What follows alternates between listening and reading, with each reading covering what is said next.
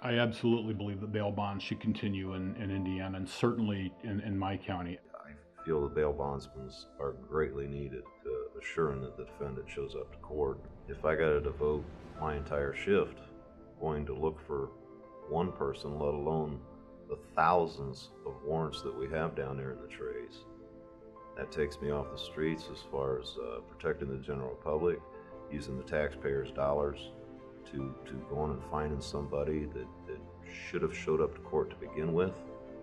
Most of the time, the local authorities do not have the authority to go into other states unless there's somewhere that they're caught and it's a big crime.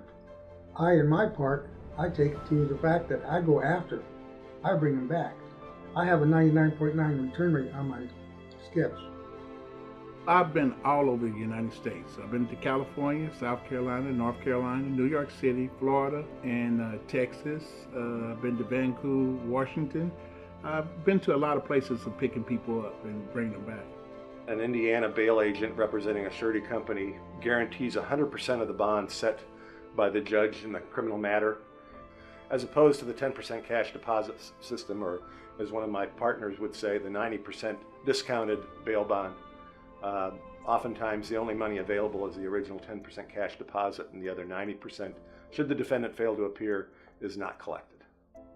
I believe the state of the bail system in Indiana today is somewhat broken. I think more and more counties are using cash deposit bonds instead of bail bonds. And when that happens, there's no accountability to the defendant. There's no accountability to them showing up for court. The courts are collecting this 10% deposit, and then there's no recourse in the event that they do fail to appear in court.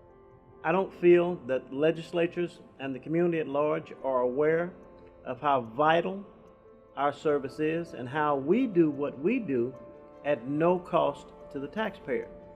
When we do a surety bond and they have us on the bond, we are the ones that are personally doing the legwork to go out there and find those defendants to make sure that we get them back in there. And it does not then fall on the sheriff's department to find all these additional people. Well, the financial incentive to get them back into court is I'll lose my money at the end of the period if I don't. And it's a huge incentive. It's 100%, of the bail that I've got to put up. The last thing I want the clerk doing is calling in the bond. They've got many people that are just paying the 10% unsecured bond versus the bail agent that collects the 10%, but then also pays out 100% if they miss their court date. So I believe that the cash bond system is the ruination of the fair justice system. If I am only required 10% of a $5,000 bond, why don't I just make it $500 outright? And that's what I've chosen to do as a judge of this court. If I think $500 is enough to assure their appearance in my court in future, that's the amount they're going to post, not 10% of it.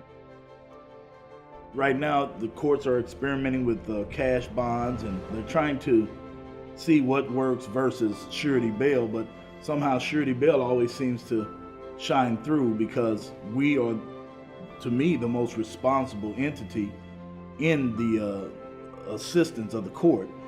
I get my clients to court every single time. I get my people back to court every time. We get our clients to court every time.